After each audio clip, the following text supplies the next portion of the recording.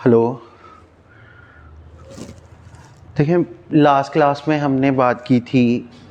मैंने बोला था आपके लिए मैं छोटी छोटी वीडियोस लेके आऊँगा जो टॉपिक्स मेन हैं हमारे सिलेबस में। देखो, सबसे पहले हम वो टॉपिक कवर कर रहे हैं जो सारे बच्चे मैक्सिमम सब यही सोच रहे हैं कि हम छोड़ के जाएंगे, जो थोड़े से इररेलेवेंट दिए हुए हैं सिलेबस के पॉइंट ऑफ व्यू से, जो कभी जेकेएसएसबी में आज तक आए नहीं हैं। वो नए टॉपिक लग रहे हैं सभी को। तो उसमें से एक टॉपिक हमने कवर किया, असर्शन एंड रीज़न, जो था लास्ट वीडियो में मैंने कवर किया था। आज हम एक और टॉपिक कवर करेंगे जो है सीक्वेंशियल आउटपुट ट्रेसिंग।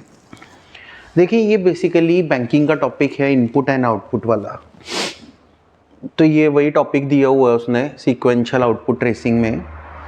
देखें, एक बार क्वेश्चन का स्क्रीनशॉट ले लें, शाबाश।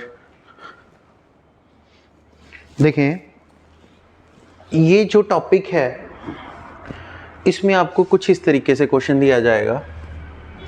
आपको एक स्टेटमेंट दी जाएगी और इसके आउटपुट दिए जाएंगे और ये हमारा लास्ट स्टेप होता है। ठीक है, उसने बोला कि अगर ये आउटपुट होती तो हमारा फिफ्थ स्टेप क्या होता। फिफ्थ पूछ सकता है या पूछ सकता है कि कितने स्टेप बनेंगे, या पूछ सकता है लास्ट स्टेप क्या होगा। आपको अगर ये बनाना आ गया तो आप सारे आंसर्स कर सकते हो। देखो, जैसे ये क्वेश्चन दिया है, यहां से आपको क्या जज करना है कि ये पैटर्न क्या है। अब ये पैटर्न जज कैसे होगा, ध्यान दें। देखो, उसने बोला कि ये 85 है, ये 16 है, 36 है, 0 है, 4 है, 19 है, 97, 63 एंड 09, ये हमें दिया है। अब इधर अगर हम ध्यान से देखें, आपको ना ये इनपुट पढ़ने के बाद ना लास्ट स्टेप पढ़ना है, ताकि आपको पूरा सीक्वेंस समझ में आ जाए कि हुआ क्या है। अब जब आप इसमें लास्ट में चले जाते हो तो आपको समझ में आ रहा है सबसे बड़ा नंबर लिख दिया उसने, उसके बाद उससे छोटा, फिर उससे छोटा, फिर उससे छोटा, फिर उससे छोटा, उससे छोटा, उससे छोटा, उससे छोटा, सबसे छोटा। मतलब यानी ये जो है ये डिक्रीजिंग ऑर्डर में दिया है उसने, ये पैटर्न है ना। यानी सबसे बड़ा आएगा, फिर छोटा, फिर छोटा, छोटा, और सबसे लास्ट में सबसे छोटा। यानी डिक्रीजिंग ऑर्डर में उसने पैटर्न दिया। अब ऐसे ही ये हमारे पास सारे स्टेप्स हैं 5। अब एक एक स्टेप में क्या चेंज आया है ये आपको जज करना है। जैसे उसने सबसे पहले इस इनपुट में से ये जो सबसे बड़ा नंबर है इसे पिक किया और इसे सबसे पहले नंबर पे रख दिया। यानी अगर मैं ये देखूं, अगर 97 को स्किप करके उसने फर्स्ट नंबर पे रख दिया, बाकी पूरी स्टेटमेंट एज इट इज लिख दी है उसने। देखो, 85, 16, 36, 0, 4, 19, 63, 09, बाकी सारे अपनी जगह पे ही हैं। बस 97 की पोजीशन चेंज होके वो फर्स्ट पे चली गई, एक नंबर चेंज हुआ इन वेरी फर्स्ट स्टेप। अब दूसरे स्टेप में देखना, 97 के बाद जो हमारे पास सेकेंड लार्जेस्ट नंबर है वो था 85, और इस सेकेंड स्टेप में ना 85 ऑटोमेटिकली अपनी पोजीशन ले चुका है ना। अगर नहीं होता तो हम 85 उठा के दूसरे स्टेप में रख देते, बाकी सारा कुछ सेम कर देते, बट 85 ऑटोमेटिकली अपनी पोजीशन ले चुका है। अब फिर हम सेम तो लिखेंगे नहीं, इसीलिए अगर 2 आ चुके, अब हम थर्ड लार्जेस्ट उठाएंगे यहां से। तो देखो, this is the first largest, ये है हमारे पास सेकेंड लार्जेस्ट, अपने आप आ गया। अब थर्ड लार्जेस्ट ये है ना। तो देखो, तीसरे नंबर पे आएगा 63, तो हमने 63 यहां से स्किप करके तीसरे नंबर पे लिख दिया। बाकी सारी की सारी पोजीशन देखो, यहां तक हमारा पैटर्न चल रहा था। अब हमने 63 उठा के रखा, बाकी सारे अपनी पोजीशंस पर आ जाएंगे, सेम एज इट इज, आ गया वही पैटर्न। अब मुझे बताना, अब हमारा पैटर्न यहां तक चल चुका है ऑलरेडी, है ना। तो यहां तक चल चुका है। इसके बाद सबसे बड़ा नंबर कौन सा है, 36। नेक्स्ट बारी है 36 को उठा के रखने की। फिर हमने 36 को उठा के रख दिया अगले नंबर पे, बाकी सारी पोजीशंस अपनी जगह पे ही रही, कोई चेंज नहीं आया। अब हमारा पैटर्न बन चुका है यहां तक। अब मुझे बताना इस स्टेप में इसमें से सबसे बड़ा कौन सा है 19, फिर हमने 19 को उठा के रख दिया यहाँ पे, बाकी सारे अपनी जगह पे आ जाएंगे, इसको कैंसिल आउट कर देंगे तो ये आ गया 16, ये आ गया 04 और 09 अपनी जगह।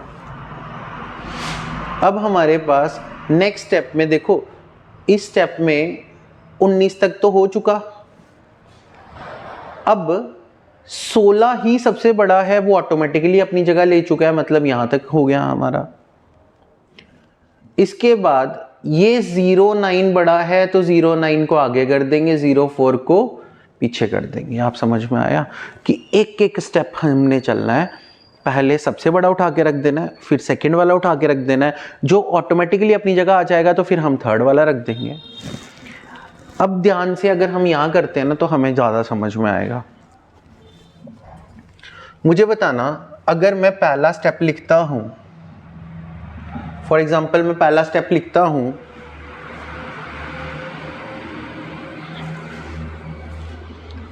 तो मुझे बताइएगा सबसे बड़ा नंबर कौन सा है, तो सबसे बड़ा नंबर है 88।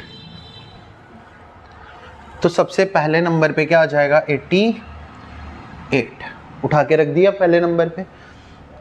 इसको अगर हटा दें बाकी सारे सेम अपनी जगह पे आ जाएंगे, 25, 08, 35, 11, 67, 23, ये हम सॉल्व कर चुके हैं। अब बारी है स्टेप 2 की। अब 2 स्टेप में उसने क्या बोला, 88 के बाद सबसे बड़ा है 67, तो 67 को उठा के रखना है, तो 67 को उठा के 88 के आगे रख देंगे, बाकी सारे सेम अपनी जगह पे। ये आ गया 08, ये आ गया 35, ये आ गया 11 और ये आ गया 23। अब यहां तक सॉल्व हो चुका। अब 67 के बाद सबसे बड़ा है 35, हम 35 को उठा के तीसरे नंबर पे रख देंगे थर्ड स्टेप में। ये आ गया 88, ये आ गया 67, ये आ गया 35, बाकी सारे अपनी जगह पे आ जाएंगे, जैसे 25, 08, 11, 23। हमने 35 रखा ना अभी। 35 के बाद सबसे बड़ा था 25, वो ऑटोमेटिकली अपनी जगह ले चुका है। अब 25 के बाद सबसे बड़ा इस 23, तो 23 को उठा के रख देंगे फोर्थ स्टेप में।